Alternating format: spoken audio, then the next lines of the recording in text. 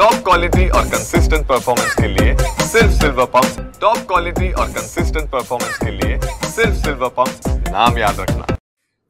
तर सध्या पुण्यात जीबीएसचा प्रादुर्भाव वाढलाय, मात्र काही गैरसमज झाले की चिकन खाल्ल्याने किंवा कोंबड्यामुळे हा होते, तर ते आहे का? यातून आपल्याकडून काही इन्स्पेक्शन झालेलं आहे? जीबीएसच्या संदर्भात ज्या वेळेला ही माहिती बाहेर पडायला लागली वृत्तपत्राच्या माध्यमातून आणि महानगरपालिकेच्या स्टेटमेंट्समधून, त्यावेळेला एक प्रवाह होता की खडकवासला धरणाच्या पाण्यामध्ये कदाचित त्या एरियामध्ये काही जीबीएसच्या संदर्भात काही बॅक्टेरिया किंवा व्हायरल इन्फेक्शन वगैरे असेल का. तर याबाबत आम्हाला कळल्यानंतर आमच्या विभागातर्फे त्या परिसरामध्ये जे काही आमचे वेगवेगळ्या खाजगी स्वरूपाचे पोल्ट्री फार्म्स आहेत, व्यंकटेश्वरापासून ते इतर सगळे असे जवळजवळ 11 ते 13 पोल्ट्री फार्म्सला आम्ही सगळ्यांनी, आमची जी टीम आहे डिसीज इन्व्हेस्टिगेशन सेक्शनची, त्या टीमने त्या ठिकाणी जाऊन जवळजवळ 89 फिकल सॅम्पल आणि 29 वॉटर सॅम्पल कलेक्ट केले.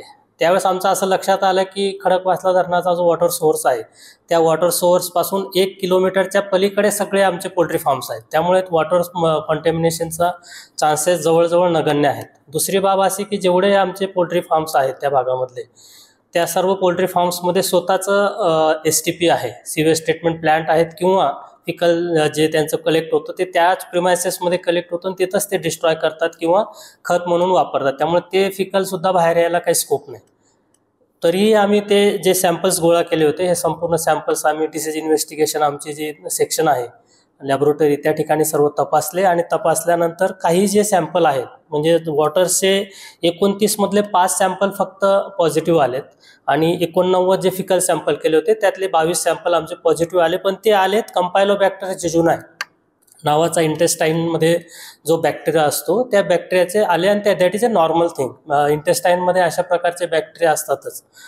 पण हे इतर रोगाला कारणीभूत होऊ शकतात, किंवा जसं माणसांच्या बाबतीत आहे तसंच जनावरांच्या बाबतीत आहे, पक्ष्यांच्या बाबतीत आहे, की इंटेस्टाईनमध्ये जे काही बॅक्टेरिया आहेत, पॅथॉलॉजिकल बॅक्टेरियाज, ते सर्व पॅथॉलॉजिकल बॅक्टेरिया जर आपल्याला रॉ स्वरूपात आपल्या पोटात गेले किंवा रॉ स्वरूपात तर त्यांचा संपर्क आला तर ते इन्फेक्ट करू शकतात. म्हणून माझी सर्व पुणेकर आणि जनतेला विनंती आहे की ते जे काही मांस ते खात असतील किंवा भाजीपाला जे घेत असतील, तो मिठाच्या पाण्यात भाजीपाला वगैरे स्वच्छ करून घ्यावा, त्याला स्वच्छ धुवून घ्यावा.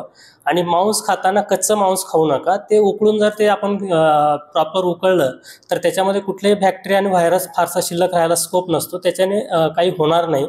आपण या संदर्भात तशा प्रकारचं जनतेसाठी प्रेस नोट सुद्धा इश्यू करतोय. सर, आज तुम्हाला काही पोल्ट्रीवाल्यांनी निवेदन दिले होते, ते कोंबडी चिकन व्यापारी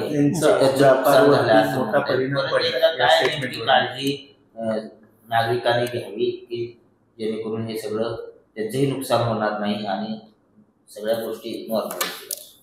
पोल्ट्री असोसिएशनचे काही मंडळी माझ्याकडे आली होती. त्यांचं असं म्हणणं आहे की जीबीएस आणि इतर प्रकारचे बर्ड फ्लू पासून तर सर्व प्रकारचे बॅक्टेरियल आणि व्हायरल डिसीजेस या दिवसामध्ये मोठ्या प्रमाणात येत असतात.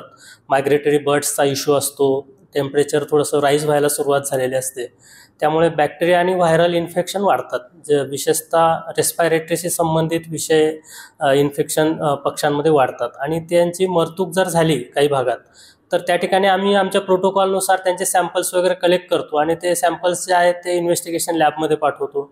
इन्व्हेस्टिगेशन लॅबवरून ते जर पॉझिटिव्ह आले तर आम्ही त्या जिल्ह्यातल्या जिल्हाधिकारी महोदयांना विनंती करून तो एरिया जो आहे तो क्षेत्र म्हणून घोषित करतो आणि तो निर्जंतुकीकरण करण्याचा प्रयत्न करतो, म्हणजे त्या पूर्ण 1 किलोमीटरच्या परिसरात. आता हे सगळं आम्ही जे करतो हे त्याचं नोटिफिकेशन निघतं, त्या बातम्या प्रसारित होतात, तर त्याचा वेगळा अर्थ जनतेकडून घेतला जातो की इथं काहीतरी फार मोठ्या प्रमाणात इश्यू झालेला आहे. पण एक सिंपल मेथड जर आपण पाळली, कुठलंही मांस खाताना आपण जर ते प्रॉपर उकळून खाल्लं तर हे कुठलंही नुकसानदायक नाही असं आम्ही स्पष्टपणे त्या भागात सांगत असतो.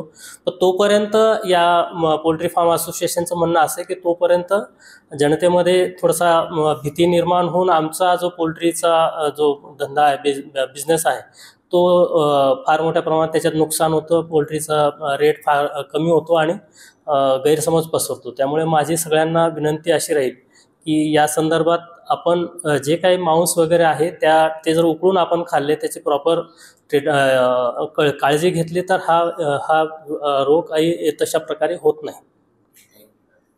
शेवटचा प्रश्न म्हणजे हो हो चिकन खाल्ल्यामुळे किंवा ह्याच्यामुळे जीबीएस होत नाही. जीबीएस जो आहे तो त्याच्यासाठी वेगवेगळे जे फॅक्टर्स आहेत त्यातले अनेक बॅक्टेरियल फॅक्टर आहेत. हा बेसिकली जर आपली इम्युनिटी कमी असेल तर तो इम्युनिटीला लगेच रिॲक्ट होतो. त्यामुळे फक्त पोल्ट्रीमुळे होतं असं काही नाही. ह्युमन फिकलमध्ये पण तो असतो, वेगवेगळ्या प्रकारच्या प्राण्यांमध्ये तो इंटेस्टाईन्समध्ये तो असतो, वेगवेगळ्या याच्यात असतो. त्यामुळे मेजर आहे ती काळजी घेणे. आपण स्वतः अन्न उकळून खाणे हा सगळ्यात बेस्ट पर्याय आहे. पाणी जर असेल तर ते गरम केलेलं पाणी प्यावं आणि अन्न खाताना उकळून खावं. तसंच मांस सुद्धा उकळून खावं एवढंच आमचं म्हणणं आहे.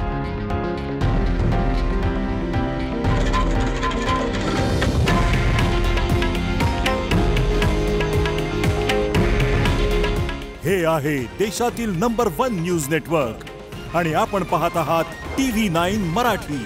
काळजी तुमची, हित महाराष्ट्राचं.